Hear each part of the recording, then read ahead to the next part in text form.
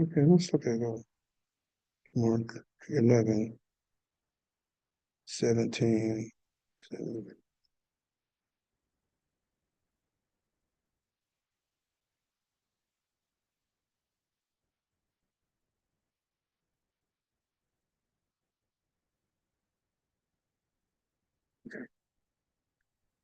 It's about my house should be called a house of nations, but you made it a den of thieves, sort of thing we just talked about.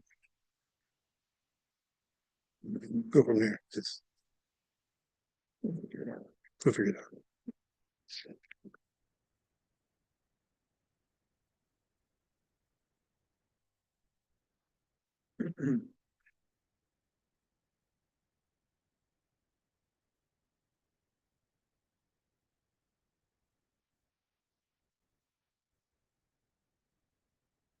We're live.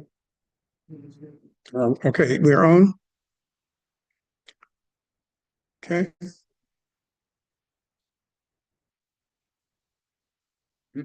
Okay, it is 6 o'clock, so we are on. Okay, welcome everybody to our Bible class tonight. Our guest host is Mark Cohen, who is professor of sociology at Seattle University and head of the Department of Sociology at Seattle U, and also a good friend of mine and vice chair of the board of Black Holidays. So 3 great things. Welcome, Mark. Thank you. And just in case there are other academics listening, I have to say I'm an associate professor Oh, wow. because professor is one step I haven't got to. He's associate professor, but he is the head of the Department of I am the head of Sociology. the department, whether I like it or not. Yeah. Well, sometimes it's not good to be the king. This is not. I'm sure we'll get to the king. I mean, Marty Python. What was it? Marty Python or somebody who's one of I can't think of the comedian's name now. It was satire on the French Revolution. Yes, yeah. But I can't think of his name now. But anyway, welcome. And Brianne, welcome. Brianne's here. She's our moderator. And so we're gonna just be talking tonight. Actually, Mark is filling in for the chair of the board, Renee Gordon, who couldn't be here tonight, but Mark, just was readily filled in for her, and we appreciate you for that. Thank you for that. Yeah. So we were trying to discuss what scripture we were going to read, but I settled on scripture in Mark, Mark 11, and I think we'll start reading at the 17th verse. And he taught, saying unto them, It is not written, my house shall be called. It is not written. Is it not written? Sorry, is it not written? My house shall be called of all nations the house of prayer. But you have made it a den of thieves. And the scribes and chief priests heard it and sought how they might destroy him, for they feared him, because all the people were astonished at his doctrine. That's kind of where we'll stop. And it's kind of amazing that they were astonished at the doctrine that that house should be called a house of prayer. But we'll get into that. So, Mark, so we don't have really an agenda tonight. We're just going to be talking with you about what's going on with you in terms of your teaching at the Seattle University, and we'll talk a little bit about Black Holidays and why you volunteered to be associated with Black Holidays. So let's just start by talking about your volunteer service with Black Holidays. Could you say a little bit about that? Yeah, sure. So it was in 2020 that I discovered Clean Greens. I was not aware of them beforehand, and I signed up and actually had a heck of a time the first time out trying to figure out where to get the food because I think I kept going to the office Okay. and didn't know about the parking lot across the street. Okay. That's right, because I met you out in front of the church. I Yeah, remember, yeah. it was you and I'm blanking on her name. One of our former folks that used to work, Okay. Okay. who, I think I got there at like 2 o'clock and was like, Okay. and somebody, and she went back into the cooler, which, now I know once that cooler's locked, like it's over. She went back in, she got me a bag, and the food was, the food was amazing. I still remember the first time I had the broccoli that comes from the greens. I was blown away. Yeah. And so I just, in a subsequent week, I went up to whatever the table where everybody was and asked if I could help out. And it happened to be that you were there, and we started chatting, and Yeah. you put me in helping Brittany with the distribution, and then we were off and running from there. It's just like that, like one of those things they say, once you get in, you can't get out. Yeah.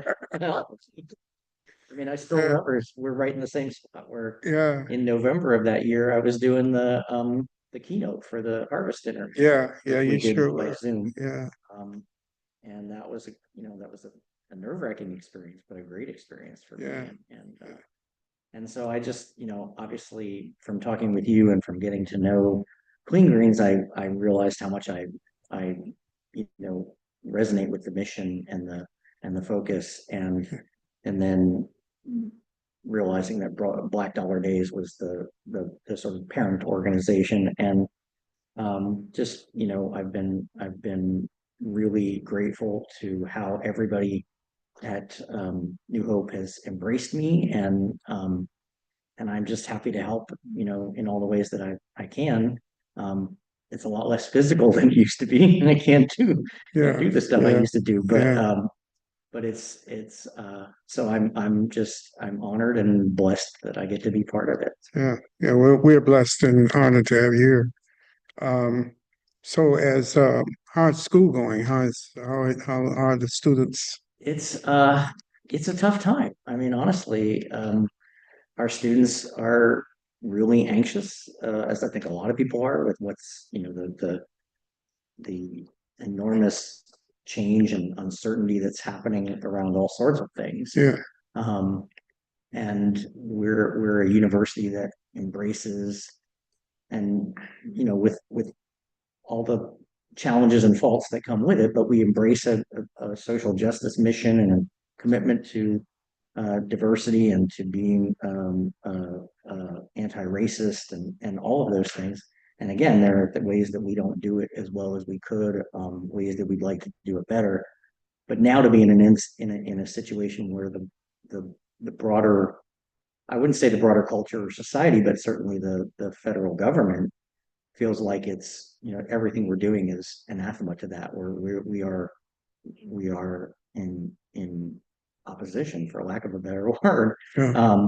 and not because we want to be, right? Yeah. Yeah. Yeah. So I'm proud of our students because they're hanging in there. They're focusing, but the level of anxiety is palpable, and it's not just faculty. I mean, it's also faculty, it's staff. It's all the way across the board, as you can imagine. It is outside of the university. So yeah. You were on the first time you were on, but the only time you were on. Yeah. You came on to talk about Project 2025. And that conversation we had about Project 2025, it looks like what you were talking about in that conversation is being implemented now. I mean, just literally. I mean, they're not trying to disguise it. It's just coming from chapter one, chapter two, chapter three. Yeah, chapter and verse. Yes. I think the thing, I was thinking about that actually earlier today. I was thinking, if there was one thing that we probably could have emphasized more in that conversation was when then candidate Trump says he knows nothing about it, he's not Yeah, concerned with it. Don't believe him. we know now that was a great lie, one of his many great One of lies. his many great lies. I mean, it is. I mean, they have a blueprint and they are implementing that. Yeah, yeah. And the Constitution is not an impediment, and No. that is the scariest. I mean, there's many things that could probably be the scariest thing about it, but that is clearly one of them. Right? And the fact that we have, a billionaire, multi-billionaire, who essentially bought this presidency with $250 million. Yeah. And now is doing Whatever he wants whatever to he do. wants without. Because he grew up in Pretoria, South Africa, and during the time of when Nelson Mandela was in prison, his family was an upper middle class family. They were very well off. Some people say his father owned was uh, wealthy, but I'm not. I mean, I think that might. I haven't researched that enough to know that to be true. That he owned an emerald mine and all of that. I don't know. I don't know about all that, but you get a lot of misinformation along with good information. But I know that he grew up in Pretoria, so he's a child of apartheid. And he doesn't seem like he has renounced it. I mean, he doesn't, with his actions, he doesn't seem like, he seems like he might be a little bitter about what happened in South Africa. He wants to turn America into South Africa. Right, because we know that he's been propping up far right parties in Germany. Yeah. I think there's other places too, but I read particularly about Germany, Yeah. that he's been defending some of the indefensible things that the leader of that party has said, and has gone after his enemies. So he's now going after one of his enemies in England. Yeah. So a Muslim. Yeah. I think it is pretty clear that, and then I mean, we can. It's a little bit low hanging fruit to bring up the salute, but when you put all of that together, right? No, yeah, when you put it in context, with that he was a child of apartheid, he was an unapologetic child of apartheid. His family really was never a part of the solution. I mean, it's clear he has no regard for due process, right? And I would say, and the thing that I find just it just burns me, right? Just it infuriates me, is that the U.S. we created this, right? We created him, and part of the way we created him, culturally speaking, is that we have for many decades, I would say at least since the 90s, if not before, we've revered these tech innovators. Yeah. And I innovation is certainly part of the traditional American ethos. Yeah. But the new version of innovation is break it apart and then put it back together anyway. Like break all the rules and then put it together. But it seems like they are following old rules. You break the new rules apart and put back in place the old. Well, yes. The old kind of control systems. Yes. That we used to have that work in their minds better than what is going on now. What is going on now is too huge and too bloated. But the older systems, which were more totalitarian systems and exploitive systems, they seem to think that those systems work better. No, I was only referring to when we culturally revere disruptors to the extent that we have, right? Then it enables this whole. I mean, personally speaking, I typically don't use the ride sharing services, and part of the reason I don't is because Uber in particular, I don't know much about Lyft, but Uber in particular, I know that their entire business model was to go in and just break the rules, right? Just divide, and that's they to overwhelm the taxi. They pretty much did that.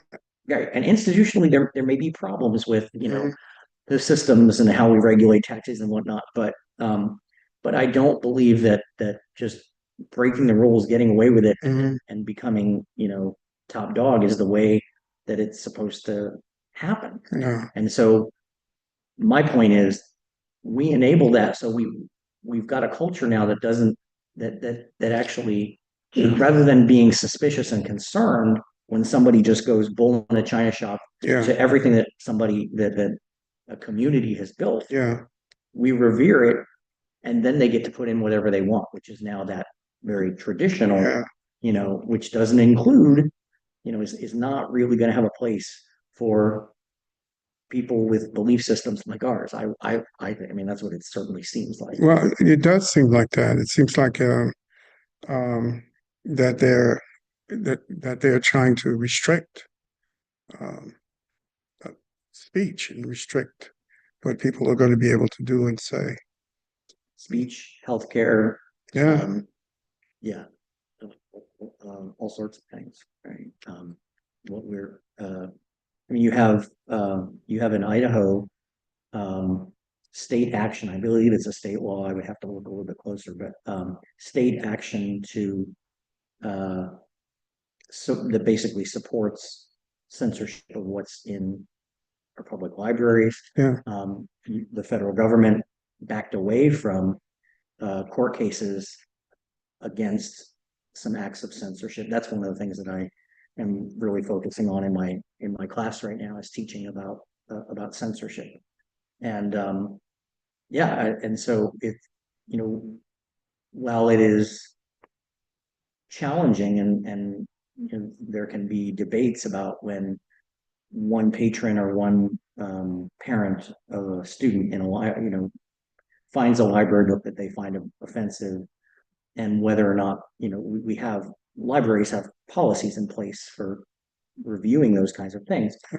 And that can be, and then you have organizations that dedicate themselves to challenging whole hosts of books. They use social media, they get everybody riled up, and then you can challenge 20 to 100 books at a time. And that's groups like uh, No Left Turn in Education, My Moms for Liberty, yeah. others.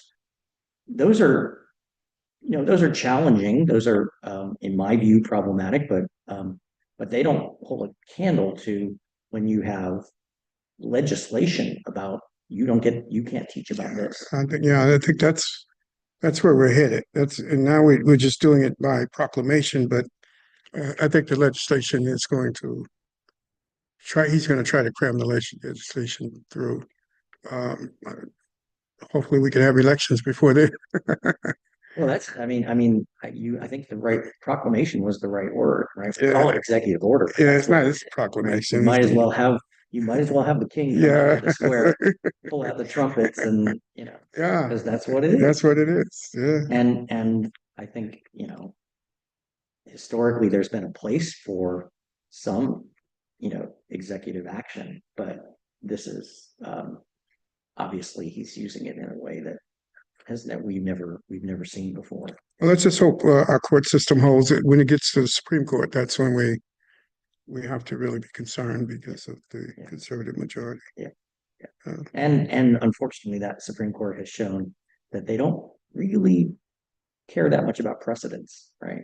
oh well, obviously, All the settled law, yeah, and that's a yeah. I don't. I mean, I think it not only does it potentially, I think we're already in a constitutional crisis, but it's also, we will end up with an identity crisis as well. Like, because who are we if we don't have these, if we're not actually going to hold to any of these values about democracy and about shared governance of the people, as opposed to governance of the Musk. yeah. Right. I mean, who are we? So, that's a part of what the role that religion is playing in this whole sort of demolition of values, demolition of what is, I believe, to be uh, constitutional values, the whole Christian nationalism movement, and and how that is sort of undergirding a lot of what's going on.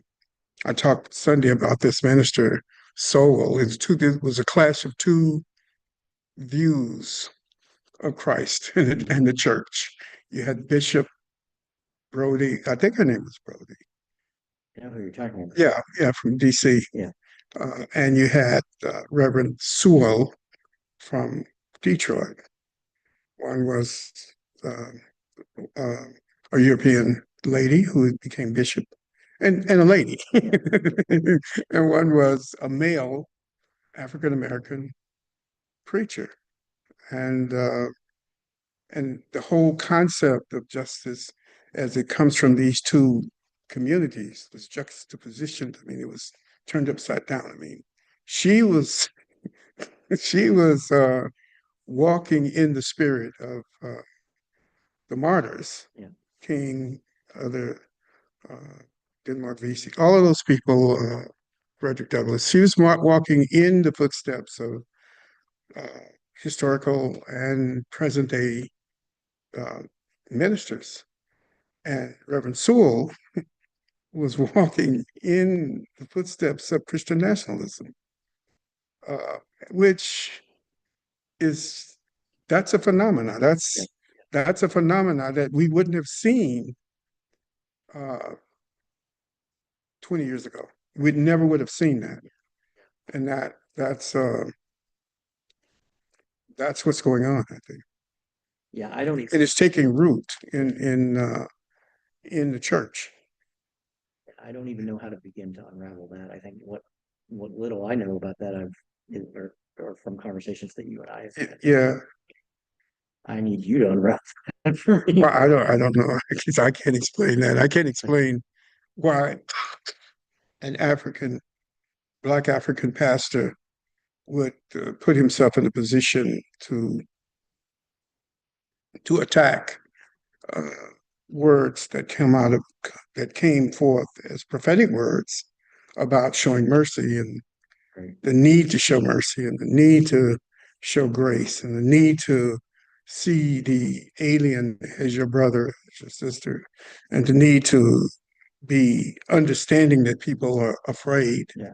And I don't know how anybody who has ancestry that were slaves could go on Fox News as he did and say that the bishop was demonic. I think, to quote him. You know, it's um it makes me think about obedience and following blind adherence to authority. Yeah. Right. You know, when in Trump's first term, I thought a lot about why would rank and file Republicans fall in line. Mm. Oftentimes, people that he had insulted or whose family he had insulted, Marco Rubio is a perfect example. And you know, it's the easy answer there is, well, they're playing the long game and they're thinking about power, right?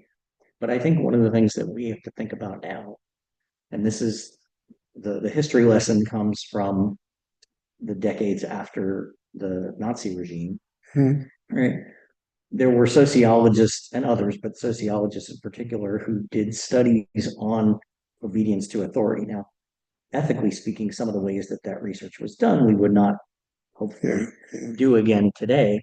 But the questions, you know, the reason those questions were being asked by sociologists was because you had to wonder why the average German non-Jewish person would swear loyalty Mm. to the Nazi regime and become part of that, you know, the Holocaust, part of that murderous machine. And I'm afraid we're moving into a place where we're going to need to be asking those same. It seems like we are going to be are moving into that place. I was listening to the news conference of the president the other day where he said his plan for Gaza was that the United States could take it over and turn it into a gambling resort and just move the people someplace else, which is criminal. First of all, it's against all world law, all world legal positions. But it seems to me that's where we're moving toward to the people wanting people just to follow them down any road. Yeah, yeah. I mean, and I've seen it it's made me even more cautious and concerned about the media that I'm consuming. Yeah, I was reading an article today I thought was and it came on my computer feed, so I know to be a little cautious yeah, because yeah, everything gets thrown in. But I started reading it, and then the last couple of paragraphs were all about how um, the people on the left are finally going to learn that this administration is not going to take that anymore. And I can't remember the mhm, exact context of it, but it was like, whoa. Like first I thought I was reading news, and now I realize that I'm reading, you know, what's essentially a blog post or yeah, yeah, something that I would more expect to hear in the comments section, yeah, and but what that triggered for me is a sense that this this get along or go along and to get along. Yeah, or get out, right, is maybe further along than I thought it was, yeah, which is scary, right? And we're only 2 weeks in. yeah. I think that they're not wasting any time. Yeah. They're not wasting any time. This, this brings up the role of the church, the role of the role of ministry, and I think that's why the 17th verse says, and he taught, saying, "My house shall be a house of prayer. You made it a den of thieves." The utilization of the church uh, for exploitation in any way or exploited purposes is something that I think he's speaking against, where people are not served, they are they're not served, they serve, you know. So, and I think that that's a part of what what religion has to protect itself from, where it is serving this community, serving the country,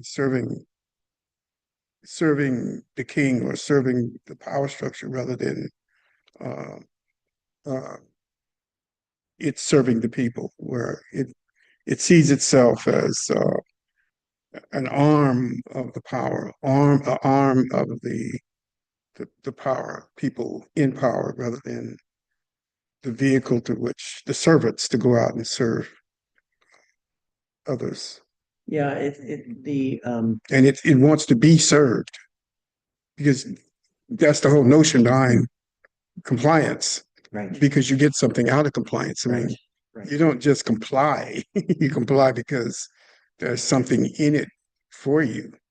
And but servants are not tied to reciprocal reciprocity. I mean, we do because it is right to do, and I think that whole sense of what the temple is or the church is under attack. Yeah, and that reminds me of I think it was in a sermon a couple weeks before Christmas, before Mhm. I left town. Annette was preaching, and she talked about. She said, I believe the phrase she used was sacrificial love. I Yeah, think that was yeah, it, yeah, and which really, really resonated with me. And I thought, that's the.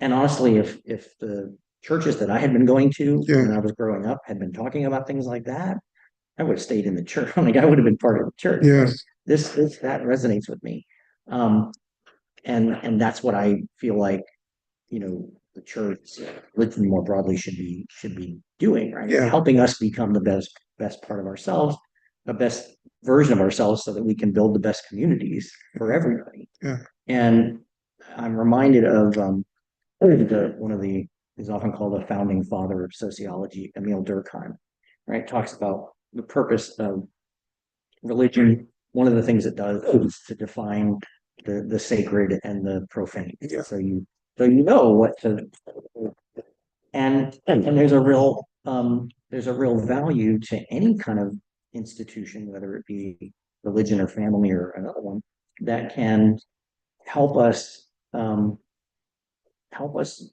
define and adhere to our values, right? And the challenge there is that if that powerful institution has lost its way and its values, what does that do to the people that are following? Yeah. If it has compromised its values and integrated it so much with the values of those who are whose purpose is to use it to exploit others, then it becomes a problem. Yeah. Yeah. Yeah. So Jesus calls us to awareness of these things, and in that whole story, he curses the fig tree because it looks like it has figs on it, but it doesn't. It calls itself a fig tree, and it looks like it has figs, but it doesn't. To me, that's a metaphor for where America is headed. I mean, it's always been a problem because of slavery, because of segregation.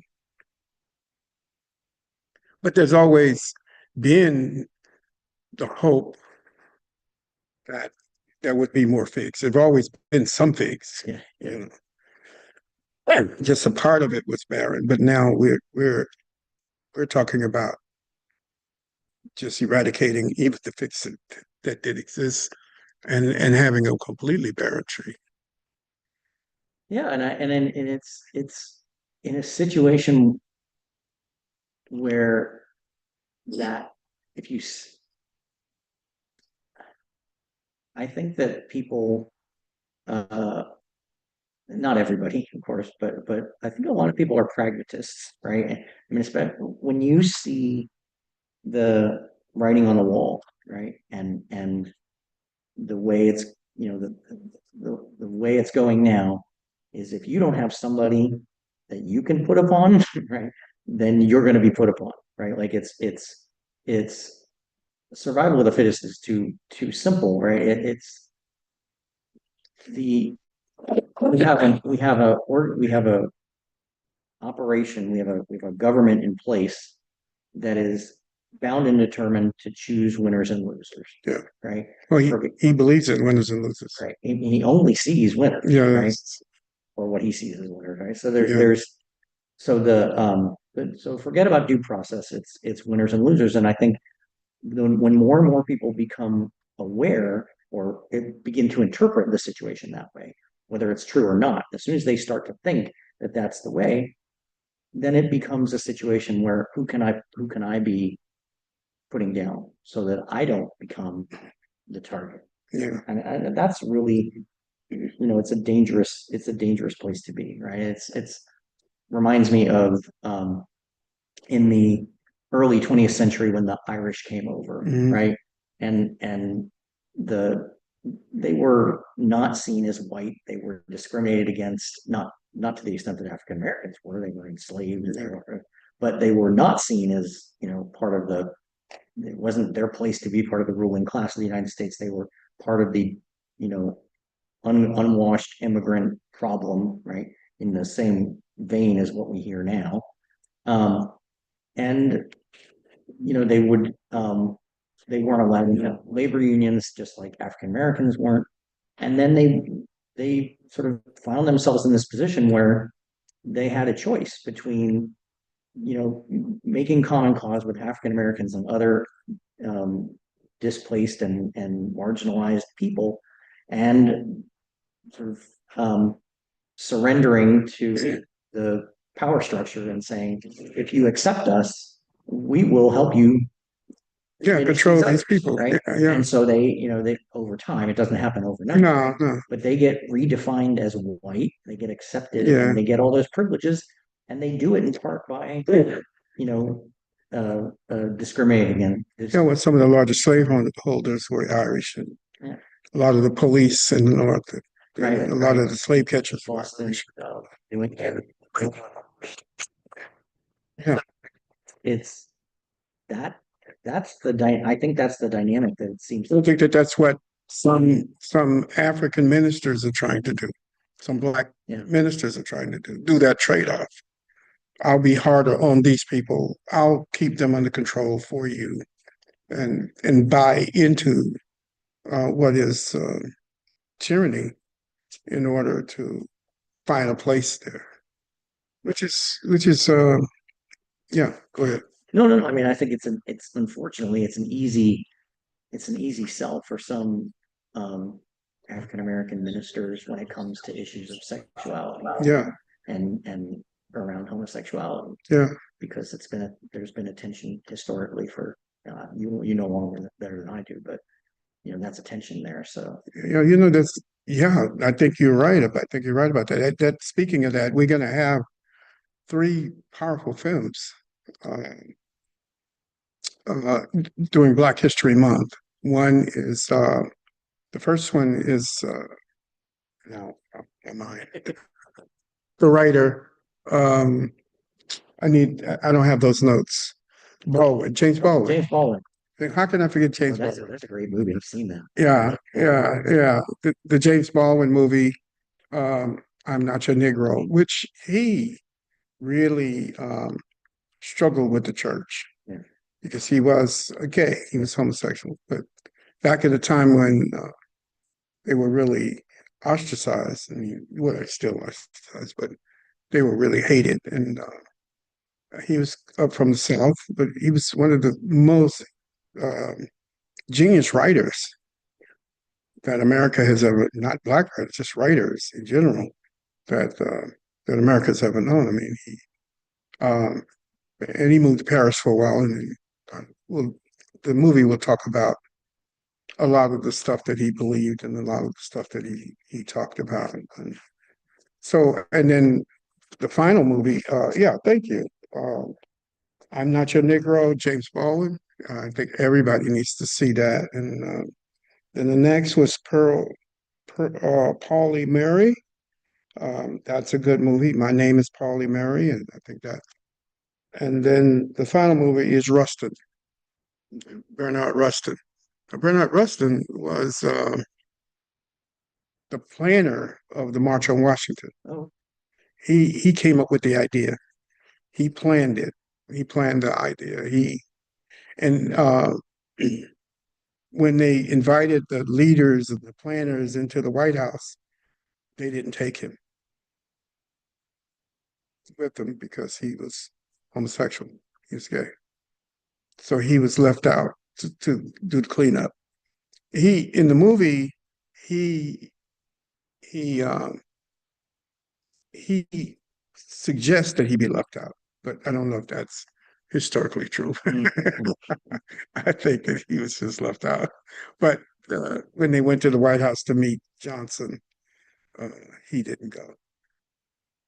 So yeah, so it's not just about how we deal in national politics, it's how we deal with everyday issues in our community and how we treat homeless people and how we treat the immigrant. It's easy for others, communities to side with, we don't need these people, they're illegal aliens, whatever, rather than to understand that they are our brothers and sisters. And that if they came for them today, they will say they're coming for you tomorrow. yeah, be tomorrow, might be fine. Might be come for them in the morning, and they'll come from you tonight. So you have to be careful how we side with oppression. I mean, we have to. I mean, that's something that we all have to be careful with, and also be careful using the Bible to side with oppression, especially Jesus Christ, who comes to say, though your sins are scarlet, I'll wash them and make them white as snow. I mean, I never understood how people could get around that and the whole concept of grace and redemption and forgiveness. I just don't understand how practicing believers in Jesus Christ could get around that. I mean, No, I mean, I've talked in my class in the past. I've shared with them, you know, medical articles from the early, what would be the early 19th century mhm. that were all about the it was the medicalization of slave rebellion, right? Yeah, Oh, well, there's I think dropotomania is one of the terms that that it was a psychological condition that caused the slave slaves to to want to run be. away. Yeah. I Drop think the that's tranny. Yeah, something like that. yeah, They did, psychiatrists did diagnose it as a disease yeah, or as a mental disorder. yeah, Yeah, you're right. yeah. They did do that.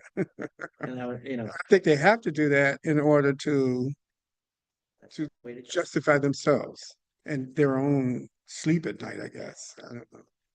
So I mean, I use that example just to say whatever institution we're talking about, whether it's religion or whether it's medicine or whether it's the law or government, we have to be conscious of the enormous power that those institutions can have and the way that they um, the way that they define things has real impact, right? Yeah. And it I go back, I mean, I'm sort of torn about this, right? Because I know that part of the reason we're in the situation we're in is because there's been a concerted effort, particularly on the right, to to break down our trust in social institutions, Yeah. right? Because you wouldn't, if you felt like government was doing good things for you, you wouldn't want Elon Musk going in and tearing it apart. Yeah. And I do think that a certain amount of um, maybe not suspicion, but cautiousness and awareness of its limitations is valuable. But I think people are going to they're already starting, I think, to get a real So sense that they didn't have before of so many things that, our government has done for us, that does when they start, yeah, I mean, in terms of like, yeah, protecting us from disease, right? yeah, If we break apart the USAID, yeah. then we're in danger of having outbreaks of all kinds of But diseases they've already done that, though. across the globe. Yeah, they have. They've already, I mean, I I'm think still holding it for that. Marco Rubio said he's the head of the you.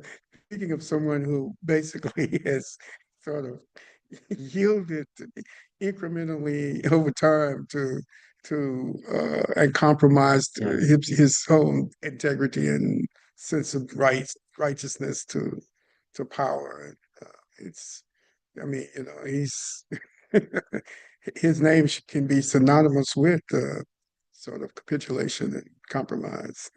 I think it's because we're in this space that talking about that has brought to mind. I had a dear friend in high school named David Jackson back where I grew up in Florida, and he took his own life in his early 20s when he was in college.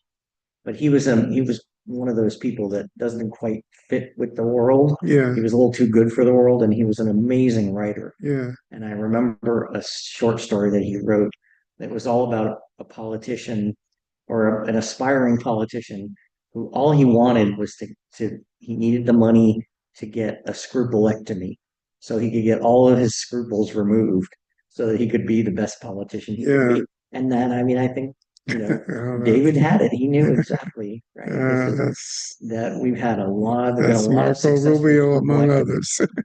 over the last, I think that the key to this is that you can't have just a little bit of, prejudice or a little bit you know, of hostility toward uh,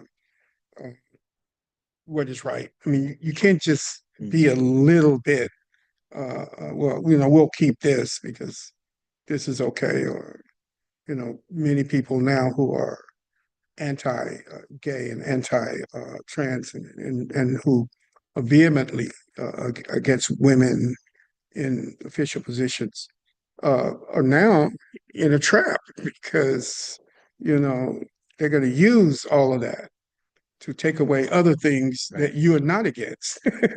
Well, Because you compromise yourself. You've allowed yourself to be compromised because you stepped into the darkness. You think you're stepping into the light, but whenever you're stepping anti somebody and anti grace and anti justice and anti Jesus Christ, who forgiveness, you're stepping into the darkness. And once you step there, you end up Marco Rubio losing everything.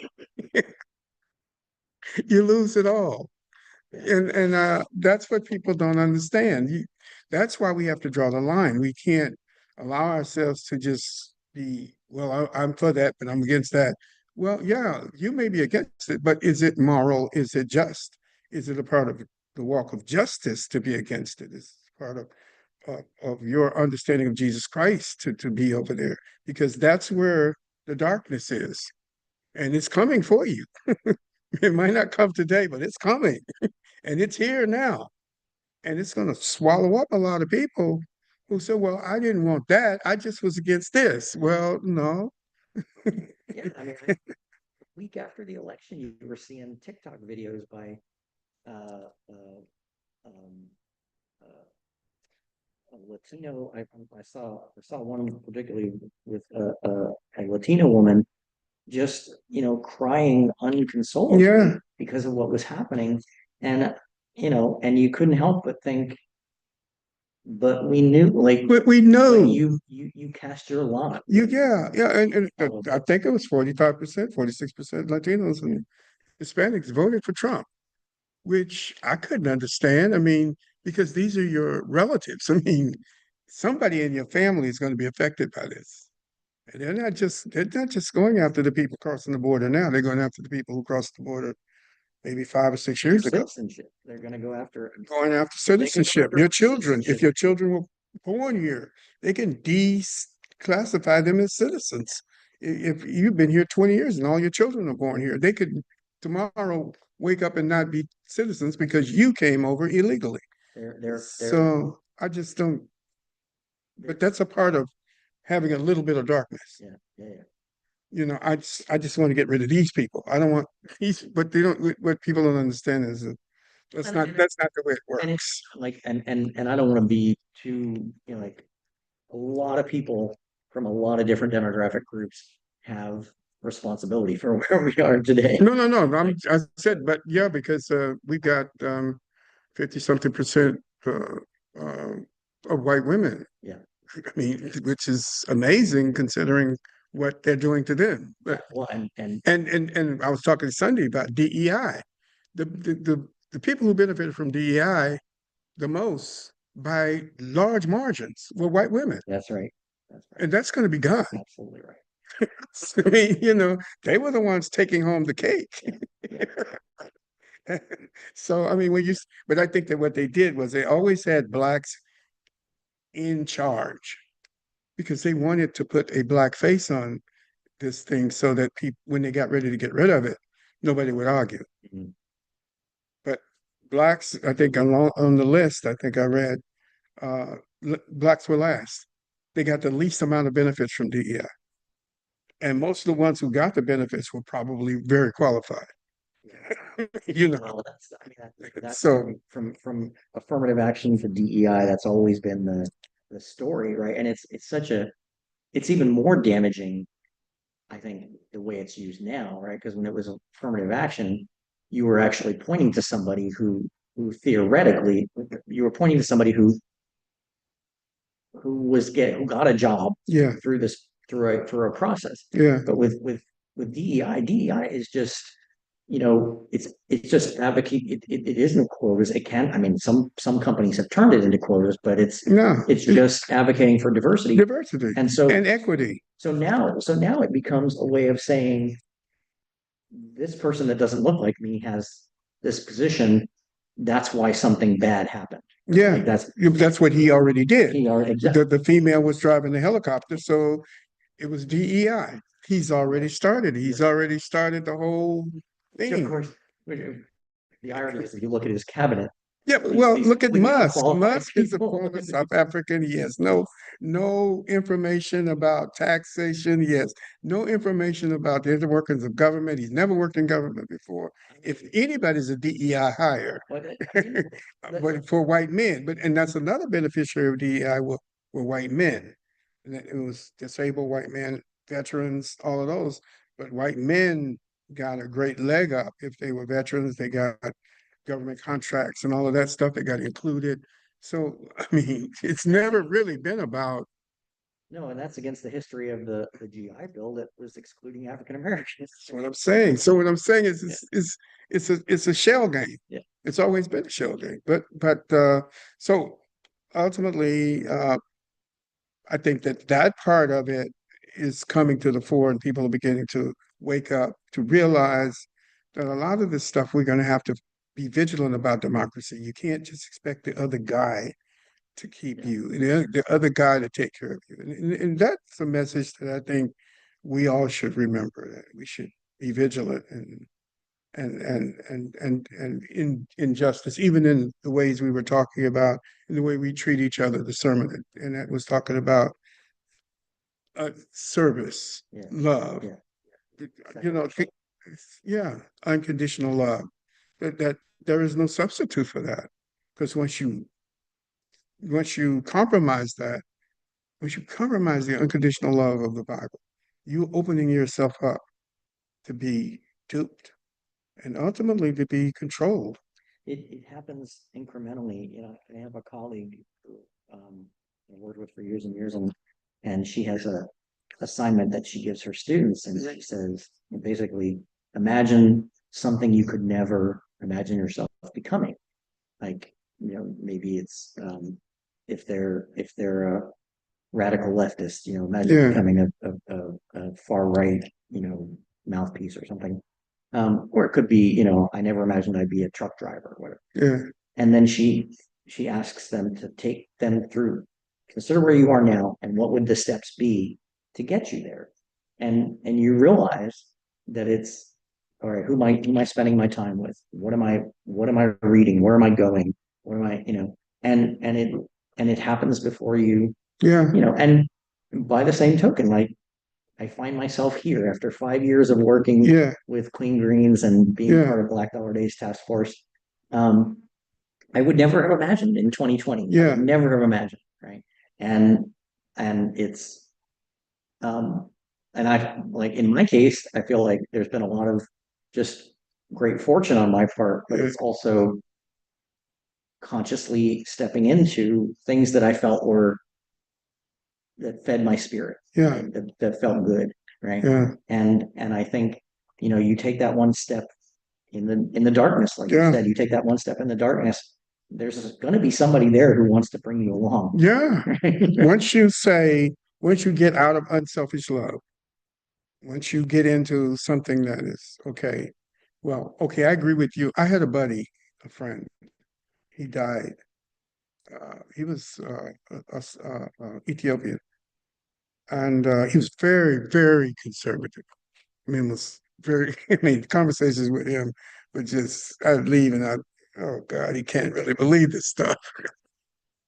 He was very conservative. He was very anti women in the church. They should be quiet. They shouldn't.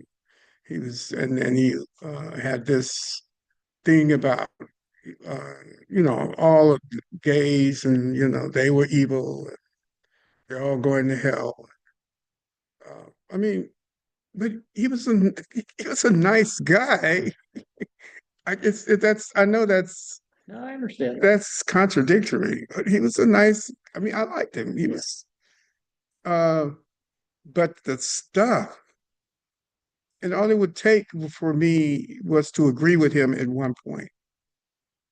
One of those nasty, crazy ideas that he had about the role of women in terms of male superiority and all of that junk that he was talking. I would just laugh. And at first I tried to change his mind, but then I stopped because that was futile. Yeah. He really believed what he believed. And the thing about it, he served in Vietnam and he was a sniper. And he would tell me about all the people that he had killed. Well, I wouldn't disagree with him then. Well, no, I would Not disagree. I would openly. disagree. We were good friends. He was a nice guy. Yeah. But what I'm saying is, this is how easy it is to step into darkness. I mean, it's just as close as your next door neighbor, as close as your friends. And I think what And I think that when people start looking at Trump and says, well, we want economy, we want better prices on our bread, so they compromise the bread for the losing of their rights. I mean, yeah, and the bread's not going down either. no, That's the point. promise. Things are still as high in the grocery store as they were, and they're really going up. But And this is a little off topic, but it's so funny to me that, I mean, one of the ways that he deflected on the issue of the egg prices yeah, was to say, well, Biden killed 10 million chickens. yeah, Right. Well, they were infected with disease. he wouldn't have Like, killed them. Then we'd all been you wouldn't have then we'd all been contaminated Right. with what was it? What is it? a salmonella or Yeah, I think that bird flu. oh, the bird flu, right? Yeah, the bird flu stuff. Yeah, I mean, like, so, I think that we have to. This is something I'm coping with addressing. Kind of in my own mind, I've been wrestling with this. Mhm. Is that I think we're really rapidly approaching a time, and for many people, that it's already here, where you really have to be clear about what you are willing to stand up for. Yeah, And if yeah, you're not, and consistent, and it's consistent, because it's clear and consistent. You can't. The inconsistency is not going to work in these times. and Yeah, and how and I mean, I've seen this in my own, in my own work. There's a lot of debate going around about how do you do it? Like, even when we agree on the values, yeah, do we want to be loud and proud and call attention to ourselves? yeah. Or are we going to try to, sort of stay under the radar and hope that they don't pay attention to us? Well, that brings us back to the scripture. Jesus cursed the fig tree, and then he went into the temple with a whip. So I don't think is that in Mark that he went into the temple? I think it might be in Matthew. Um, yeah, I think that might be in Matthew where he goes into the temple. Um, and with the whip. That's not the subtle approach. That's not the subtle approach. That's the. So I guess as we wrap this up, yeah, I hope we haven't been just talking to ourselves. I hope that people, those of you who have been watching, and you've gotten the lesson out of what we're talking about. And it's about sacrificial love. It's about consistent service. It's about being true to, if you're a Christian, true to the teachings of Jesus Christ and true to the whole concept of grace and forgiveness. And in these times, you have to wrap your arms around these teachings, because we believe, and I believe that you'll be swept away by those who are deceivers and whose only desire is to put you in chains and to take away your rights and to really destroy the Constitution as we presently know it in this country. So uh, let us all be very vigilant and conscious. You want any final statements? I mean, I can't say anything better than that, except to say that we will do it better and we'll be stronger if we do it together. Yeah, absolutely. Yeah, we have to do it together. We have to do it together. Well, thank you before we go, I want to say to Bishop Davis, happy birthday, Bishop Davis. Robert, she allowed you to do this on her birthday, so thank you. Happy birthday, Janice. And God bless all of you, and hope we'll see you next Thursday. Hope that you will tell somebody about this conversation and that they will look at it during the week. Uh, See you next Thursday. Bye.